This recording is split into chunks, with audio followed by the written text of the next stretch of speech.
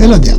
Continuing my segment on upcountry Tamils working on tea plantation in my series Reviving Ceylon Tea. Today let me discuss about the life today of these people working in tea plantations. The biggest setback for these workers is the broken promise by the government and or plantation companies for restructuring their daily wages.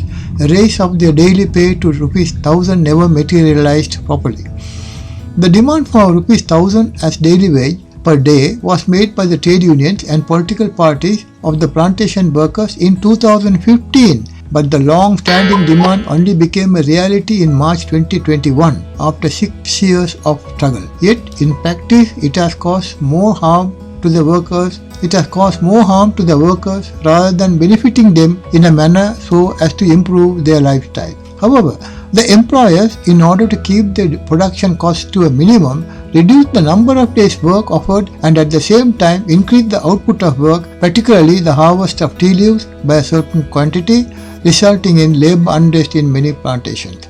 Sadly, this ₹1,000 increase has hardly benefited the workers due to the ever-increasing cost of living. When this wage was originally demanded by them, the rupee value was around ₹150 against the US dollar, whereas at present it has doubled to nearly ₹300 to a dollar due to the value of rupee fast dwindling. Therefore, a wage of ₹2,000 per day is all but reasonable to be in par with the original wage increase demand, though I personally feel even this money may not be sufficient, as practically the rupee has lost its value to become one of the least valuable currencies in the world.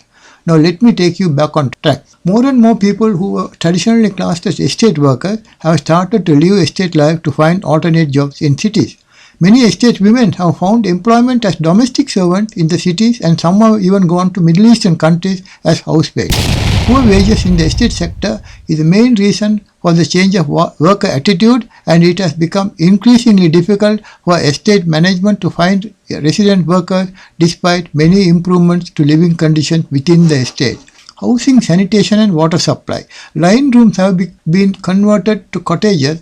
Electrification of work accommodation.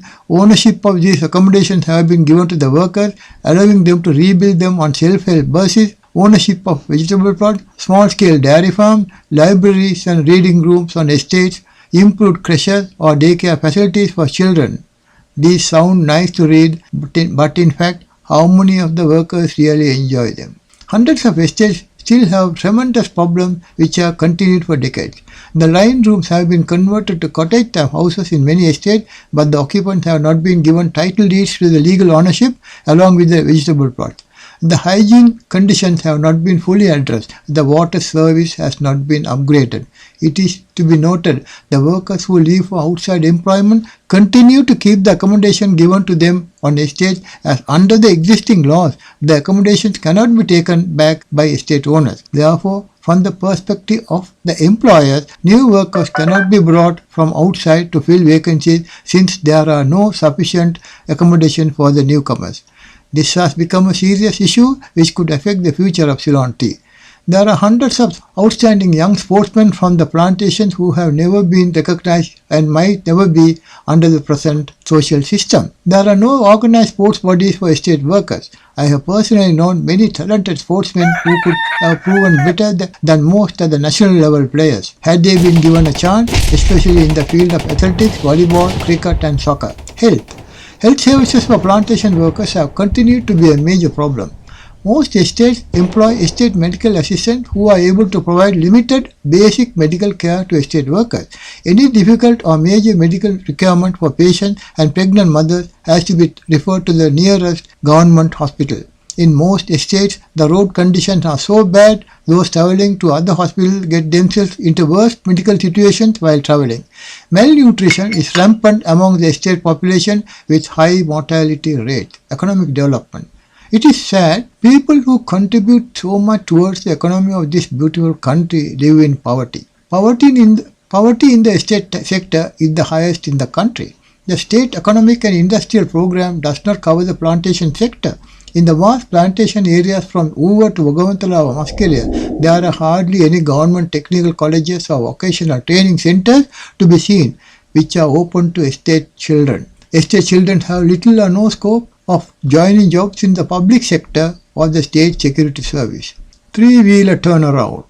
Transport has been and continues to be one of the biggest problems plantation workers undergo. Neglected roads, lack of public transport, and remoteness of most estates have made the workers undergo immeasurable sufferings. The children have to walk long distances to schools, pregnant women find it difficult to attend hospitals and clinics, and men had to carry loads of provisions on their heads, walking miles and miles from town. During the past 8 years or so, the workers have begun to have their own three-wheeler taxis in every nook and corner of estate areas. This is a tremendous achievement from a section of people who really suffered due to lack of transport facilities, and their plights were neglected by the relevant authorities for too long. Today, we can see these vehicles even in the most treacherous and steep roads, showing us these people have decided to look after themselves in this important phase of their daily life. A decade ago, owning a TV or telephone by a tea estate worker was only a dream.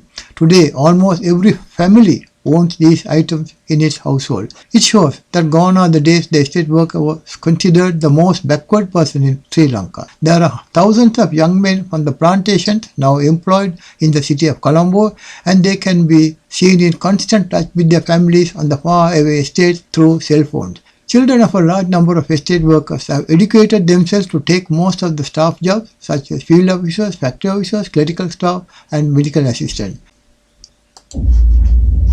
However, such jobs are not many, forcing them to look for jobs in cities like Colombo. Many of them also go abroad to Middle Eastern countries. The bottom line is, most estates are now facing a severe shortage of manual workers, both males and females.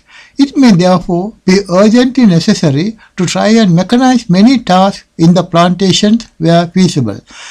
This ends my segment on upcountry TAMILS in the tea plantations. Thank you for watching.